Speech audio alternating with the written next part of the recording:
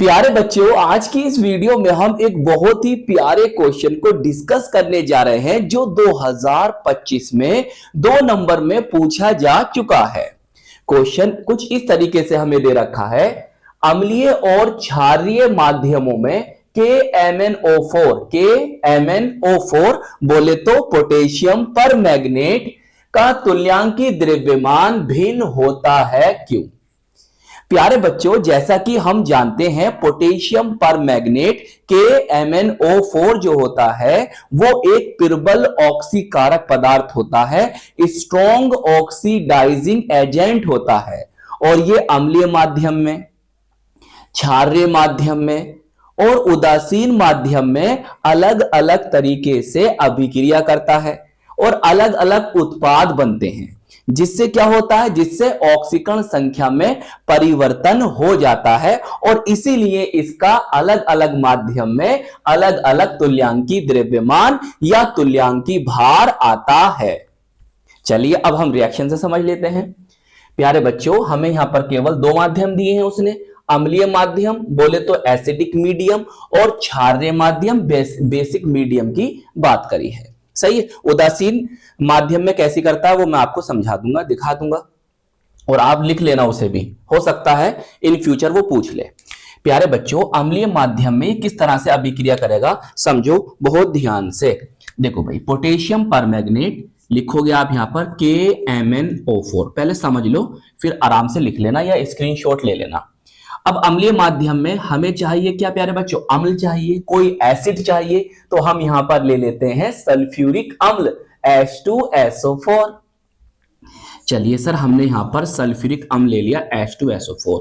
Sir reaction कैसे होगी, देखो प्यारे बच्चों टेंशन नहीं लेना, इस तरह से याद रखो, ये कौन है, K है और यहां से लो SO4, तो बताओ क्या बनेगा सर, बन जाएगा K2SO4 पोटेशियम सल्फेट।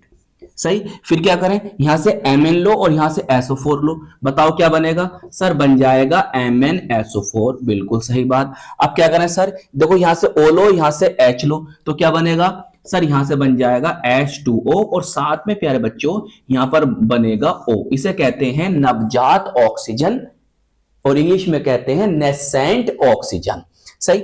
अब सर रिएक्शन को बैलेंस कैसे करेंगे, नो टेंशन, ये कितने हैं सर, ये 2 हैं, तो यहां पर 2 लगा दीजिए। अब बताओ Mn कितने हो गए सर, Mn तो 2 हो गए, तो फिर आप यहां भी 2 लगा दीजिए। अच्छा सर, H2SO4 को कैसे करें, तो प्यारे बच्चों यहां पर 2 से बाद क्या आता है, 3 आता है, 3 लगा दीजिए, ऐसे याद रख लो, और यहां भी 3 लगा दो। अच्छा सर, जो वो O बचा है तो बेटा यहां पर 5 लगा दो, लो आपकी रिएक्शन बैलेंस हो गई।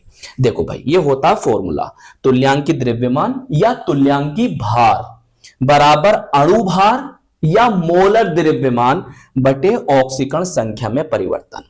ये क्या चीज है, आइए बच्चों अब हम यहां पर इसकी ऑक्सीकरण संख्या निकालते हैं। चलिए मैं आपको निकालना सिखाता हूं, यहां सिखा देता हूं। देखो इधर देखो ध्यान से, क्लास 11th में आपने सीखा होगा ये ऑक्सीकरण संख्या निकालना। देखो भाई, हम इसकी निकाल रहे हैं भाई, पोटेशियम होता है आपका फर्स्ट ए का, तो +1 होती है इसकी ऑक्सीजन संख्या, तो लिख दोगे +1। यहां पर इसके लिए हम मान लेते हैं X प्लस ऑक्सीजन की प्यारे बच्चों -2 होती है, और कितने ऑक्सीजन है 4, तो गुणा 4 कर दोगे बराबर 0 कर दोगे। सही। देखो भाई क्या बना, +1 X और ये बन गया आपका -8 = 0। बताओ कितना बना, ये बचा आपका सर X -7 बराबर 0, तो X = आ गया +7। तो पोटेशियम पर मैग्नेट में Mn की जो ऑक्सीकरण संख्या है वो कितनी है, +7 है, ऐसे लिख दो।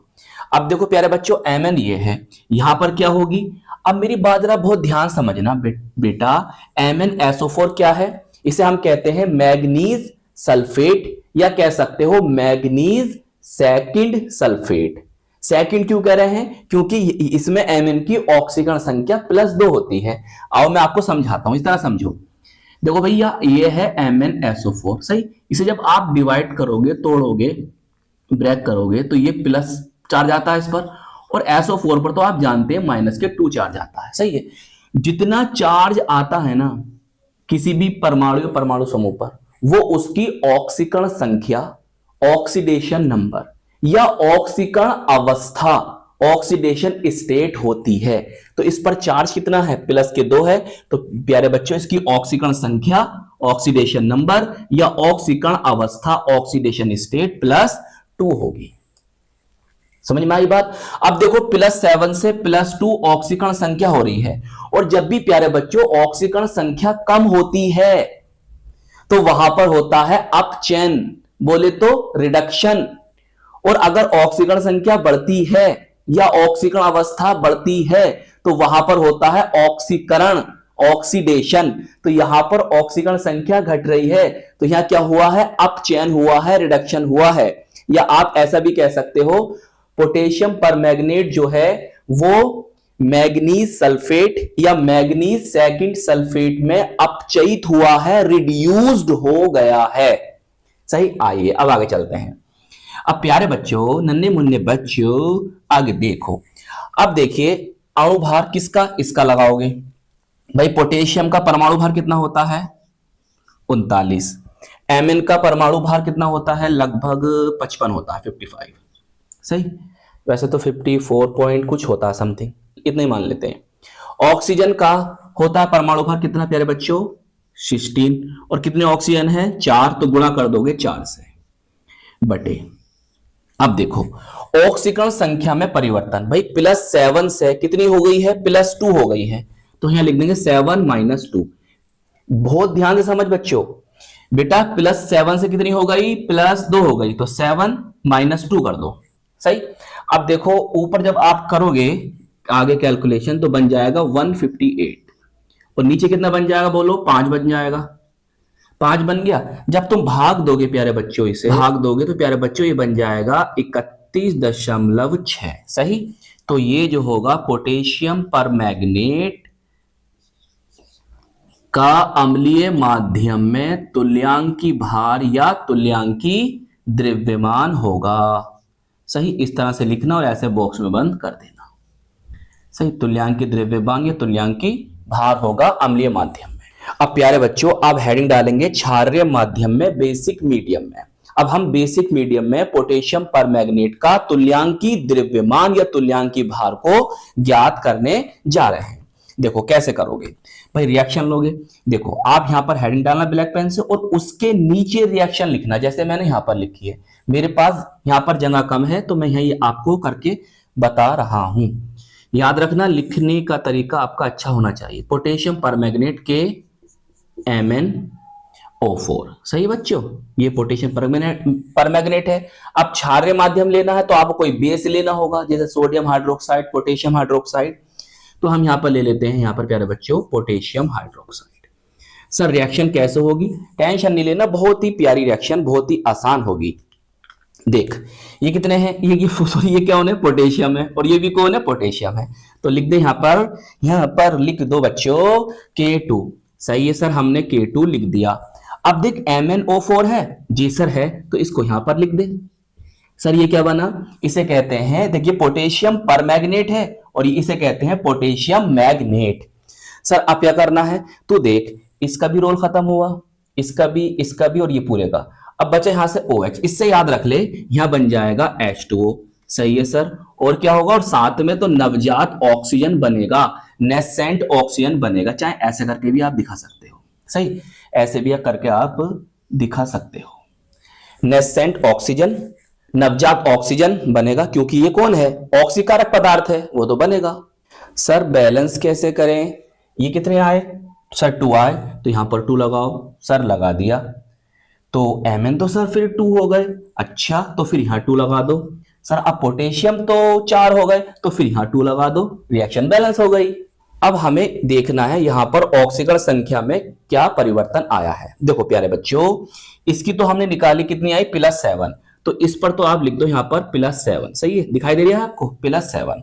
अब देखो इसकी ऑक्सीकरण संख्या निकालो। कैसे निकालोगे, मैं आपको यहां करके दिखा रही हूं। सही है, लेकिन आप ऐसा ना करना, अलग रफ में करके लिखना। सही, K2MnO4, इसका नेम मैंने क्या बताया, देखो भाई पोटेशियम मैग्नेट है ना ये। अब देखो नन्हे मुन्ने बच्चों, पोटेशियम की +1 बताई मैंने, +1 हो जाएगी। कितने पोटेशियम में 2 है तो गुणा 2 कर दो। सही, Mn के लिए X मान लेते हैं। ऑक्सीजन की मैंने -2 बताई आपको, ऑक्सीकरण संख्या और गुणा 4 कर दो। सही।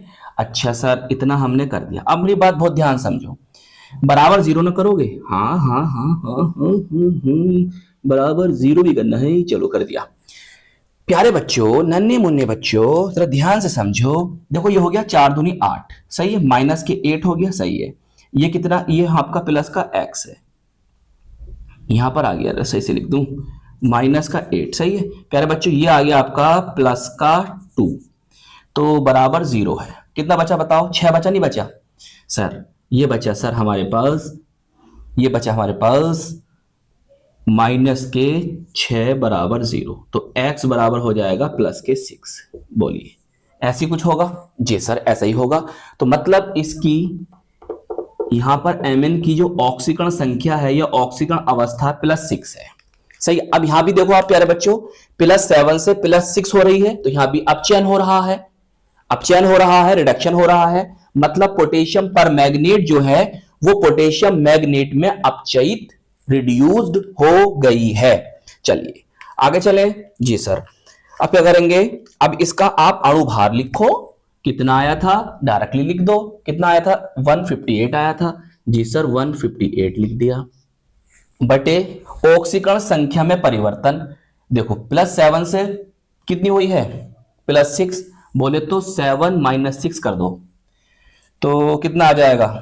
देखो आप ना नीचे नीचे करना बच्चों, समझ रहे हो? बराबर आ जाएगा आपका 158 बटे 1। तो मतलब क्या आया? मतलब ये आया सर 58 ही आ गया, सही। तो प्यारे बच्चों आप इस तरह से लिख देना, तुल्यांक के द्रव्यमान बराबर कितना आ गया? 158 आ गया। अब देखो उदासीन माध्यम में इस तरह से करेंगे आप, इसे भी याद कर लो, हो सकता है पूछ सकता है इन फ्यूचर। तो आई होप ये क्वेश्चन आपको अच्छी तरह से समझ में आ गया होगा। तो प्यारे बच्चों इस वीडियो को लाइक कीजिएगा, अपने दोस्तों में, अपने साथ के पढ़ने वालों में जरूर शेयर कीजिएगा, और अगर चैनल पर नए हैं तो चैनल को सब्सक्राइब भी कर लीजिएगा। हम मिलेंगे आपको इसकी नेक्स्ट वीडियो में। जय हिंद, जय भारत।